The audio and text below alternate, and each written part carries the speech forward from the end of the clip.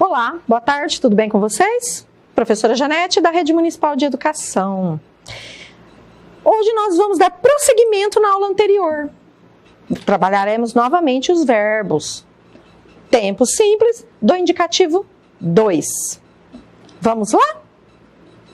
Estudo da língua.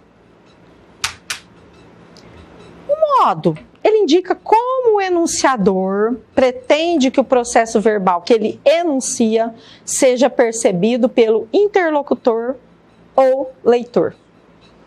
Então, lembram que nós falamos na aula anterior que o modo ele se divide em indicativo, que é algo certo, concreto, não tenho dúvidas. Subjuntivo, ele gera muita dúvida. E o imperativo, ele dá uma sugestão, um pedido, ou então ele é mandão, ele dá uma ordem. Indicativo, expressa uma posição de certeza do falante em relação ao processo verbal comunicado. A ação é expressa como um fato concreto. Isso é para relembrar, ok? Alunos, nós estamos relembrando. E o indicativo, como eu havia falado, nós temos, olha os tempos, indicativo, presente, pretérito que se divide, pretérito perfeito, pretérito imperfeito e aquele mais fofinho que quase nós não usamos na nossa linguagem, mais que perfeito. E o indicativo também, nós temos o futuro, futuro do presente e aquele bonitinho futuro do pretérito.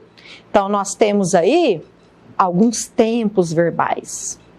Os tempos simples do indicativo, presente. O presente do indicativo, ele denota, ele mostra uma declaração que se refere ao momento da fala. Então, eu digo, olho o céu. Riscado de barras de ferro, olha o verbo olhar. No presente aqui, ó. Então, é no momento que eu estou falando, eu estou pondo em prática aquilo que eu estou dizendo. Sobre fato ou ação permanente, tido como inquestionável ou habitual, verdade universal, um provérbio, um preceito. Olha lá.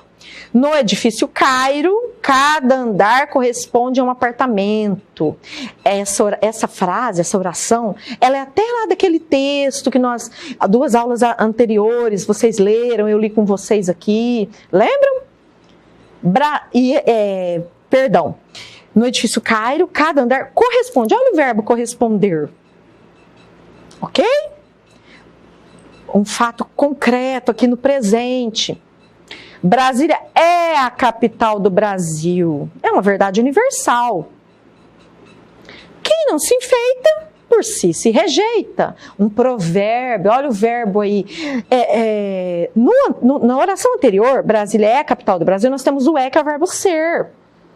E nessa de baixo, que é o provérbio, nós temos o verbo enfeitar e o verbo rejeitar.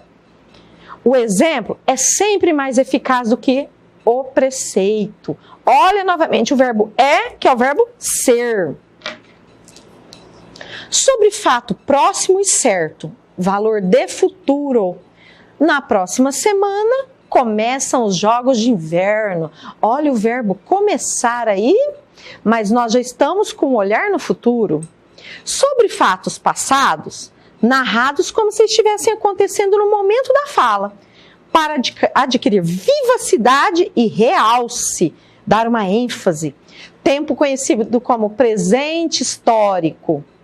É algo que aconteceu, mas nós mostramos como se fosse hoje. Olha lá, no dia 17 de agosto de 87, morre Carlos Drummond de Andrade, um de nossos maiores poetas. Olha um presente histórico aí. Morre, verbo morrer. As formas verbais do presente, do tempo presente, prestem atenção, alunos, são empregadas em textos do gênero argumentativo. Então, quando nós produzimos aqueles textos dissertativos, argumentativos, nós fazemos usos desses verbos, como a dissertação, que eu acabei de falar, o artigo de opinião, um editorial, a resenha crítica, a carta de solicitação de algo ou de reclamação, a carta de leitor, entre outros tipos de gêneros textuais. Olha o pretérito, que antigamente nós falávamos muito em passado e depois a nomenclatura ela foi um pouco alterada. Nós falamos o pretérito, aquilo que já passou. O pretérito denota uma ação anterior ao momento da minha fala e ela subdivide-se em quantas? Vamos observar? Lembra que nós vimos? Pretérito perfeito. O pretérito perfeito ele indica ações concluídas no passado, dentro de um espaço de tempo, porém determinado. Olha lá, cortei a discussão e saí do bar. Tenho aí o verbo cortar e o verbo sair. Pronto, foi determinado o tempo. E o pretérito imperfeito? Também nós usamos bastante, assim como o perfeito. O imperfeito, ele denota fatos ou ações que estavam em andamento no passado, olha só, não sendo, portanto, apresentadas como concluídas. Então, ela não é concluída essa ação. Um guarda civil anotava o nome das pessoas. Olha o verbo anotar. Foi concluída a ação desse policial, desse guarda civil? Não foi concluído. E o imperfeito também indica a ação que ocorreu no passado, ao mesmo tempo, simultaneamente a outra. Olha só, percebi que o uísque influía demais nas opiniões. Olha o verbo influir. Também ele indica uma ação habitual no passado, que é um hábito. Aurélio cuidava com honestidade da administração da firma. Olha o verbo cuidar, um hábito de Aurélio. Também fatos concomitantes no passado em descrições que são feitas. Olha lá. Lá estava o Dibinho, olha a descrição. Lá estava o Dibinho, verbo estar. Na mão direita, via-se, olha o verbo ver, entre os dedos, um botão comum do qual pendiam, olha o verbo pender, fiapos de tecido.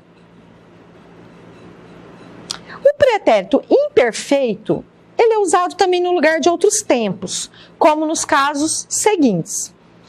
É em lugar do presente do indicativo, para obter a simpatia do interlocutor, ou então para atenuar, amenizar a ideia de imposição de um pedido ou afirmação. Olha lá, queria dizer que eu estou esperando há meia hora e tenho pouco tempo. Essa substituição, por quero, olha lá, o queria por quero. Também em lugar do futuro do pretérito. Na linguagem coloquial, aquela nossa do dia a dia que nós podemos falar, porém não podemos escrever, para indicar um fato esperado ou desejado. Se eu pudesse, não fazia outra coisa na vida, de hoje em diante. Olha só, o fazia por faria. E o mais que perfeito, que muitos alunos e muitas pessoas ou não conhecem, desconhecem um pouco. Por quê? Porque nós não temos hábitos de utilizá-lo. O mais que perfeito denota uma ação passada anterior a outra que também ocorreu no passado. Quando desci para o saguão, que é um segundo fato aí, né? A polícia ainda não chegara. Olha o verbo chegar. Chegara. Primeiro fato. O mais que perfeito, ele denota ainda desejo de algo ou uma esperança em relação ao fato ocorrido. Quem me dera ter novamente 8 anos. Olha o verbo der aí, que é o que é o dar. Na linguagem coloquial, o mais que perfeito simples é geralmente substituído pela forma composta. E como se constrói essa forma composta? Eu preciso de um verbo auxiliar no imperfeito, no tempo imperfeito, pretérito imperfeito, e eu preciso de um verbo principal no particípio, no modo particípio. Olha lá. Um verbo pode aparecer junto com outros, chamados de auxiliares. A combinação de um verbo auxiliar flexionado com uma das formas nominais pode ser o infinitivo, gerúndio ou particípio do verbo principal. Forma uma locução verbal. Então, quando eu tenho dois verbinhos juntos, chamados verbos auxiliares. Olha lá, quando desci para o saguão, a polícia ainda não tinha chegado. Eu tenho o verbo ter e eu tenho o verbo chegar. O tinha, que é um verbo no particípio, que é um verbo ter, que é um verbo auxiliar, e eu tenho o chegado, que é o meu verbo no particípio. Olha o finalzinho do aí, chegar, do. Os verbos auxiliares mais comuns são aqueles que auxiliam outros verbos, né? São o ser, o ter, o estar, o haver, o ir. Eu tenho mais, porém esses são os mais comuns, mais utilizados. As formas verbais do pretérito, que é o tempo passado, são empregadas em textos do gênero narrativo. Olha o gênero que eu estou dizendo, narrativo, que conta uma história, que narra. Por exemplo, romance, conto, relato, fábula, memórias, etc. Assim como na notícia, que se enquadra no gênero jornalístico. Pessoal, e o futuro? Aquela situação que vai acontecer ainda, que acontecerá. O futuro, ele denota uma ação posterior ao momento da fala. E ela subdivide-se em futuro do presente. O futuro do presente denota uma ação que, em relação ao presente, ainda haverá de realizar-se. Exemplo: Dibinho jamais demonstrará sua inocência. Olha o verbo demonstrar, já lá no futuro. O futuro do presente, ele também pode indicar uma ação hipotética. Eu posso levantar uma hipótese. Ela é uma situação, uma circunstância duvidosa. Diante dos fatos atuais, todos pensarão que eu sou o culpado da morte de Dibinho. Olha o verbo pensar também numa situação duvidosa lá no futuro. Será ele o assassino de Dibinho? Olha o verbo ser também, com circunstância duvidosa lá no futuro também. Pode também denotar uma ordem a ser cumprida na linguagem jurídica.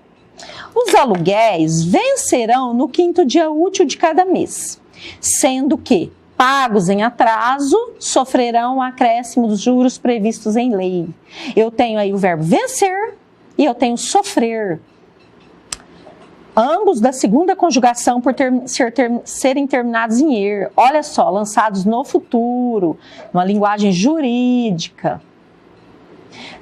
Também denotam preceitos ou normas com valor de imperativo. Lembra o modo imperativo que ele indica uma ordem, um pedido, uma solicitação? Exemplo: não levantarás falso testemunho. Olha o verbo levantar. Não cobiçarás a mulher do próximo. Olha o verbo cobiçar, também no futuro com valor de imperativo, modo imperativo.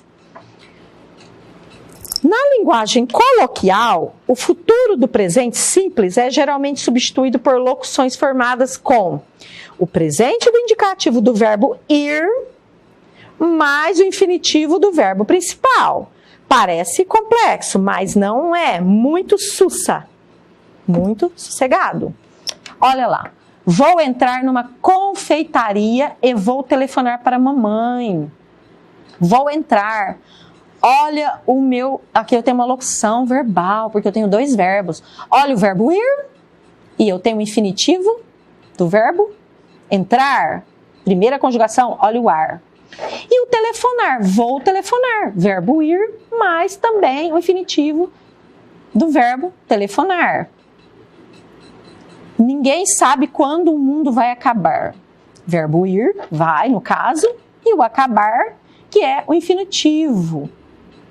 Pessoal, futuro do pretérito. O futuro do pretérito, ele denota uma ação futura em relação a uma ação situada no passado. Olha que estranho. Pensem bem, Dibinho tinha certeza de que jamais demonstraria sua inocência. Demonstraria, comeria, terminaria, faria, falaria, beberia, olharia. Esse tinha é o passado, ok? O futuro do pretérito indica ainda hipótese, dúvida em relação ao fato de que se fala. Exemplo, seria penoso conciliar o sono naquela situação. Olha o seria aí. Também denota uma ação cuja realização é improvável, ou seja, impossível, já que está sujeita a certa condição. Tem um condicional aí. Olha o se ali, ó. Lembram lá que nós vimos? No caso que nós vimos em orações subordinadas? Se os indícios não fossem todos contra mim, eu conseguiria justificar-me. Olha o verbo conseguir, conseguiria. Também na forma coloquial, assim como na linguagem jornalística, o futuro do pretérito é usado no lugar do imperativo ou do presente do indicativo para mostrar polidez. O que é polidez? Ser uma pessoa pólida, educada. Olha lá. Você me faria um favor? Olha aí a substituição. Faça-me favor. Usado também, olha lá, nessa circunstância. Pediria para me ouvirem com atenção. Substituído por peço, ok? Queridos, parece complicado. São muitas informações, mas vocês têm todo esse conteúdo no material didático de vocês. Deem uma boa olhada, uma boa lida. Reveja esse vídeo, essa videoaula, quantas vezes for necessário. Tirem a dúvida com o professor tutor de vocês. Tentem, pelo menos, fazer as atividades. Envie também para o professor tutor. Ok? Tenho certeza da capacidade de vocês. Confie plenamente. Ok? Fiquem com Deus. Até uma próxima videoaula. E foco e força aí. Um grande abraço.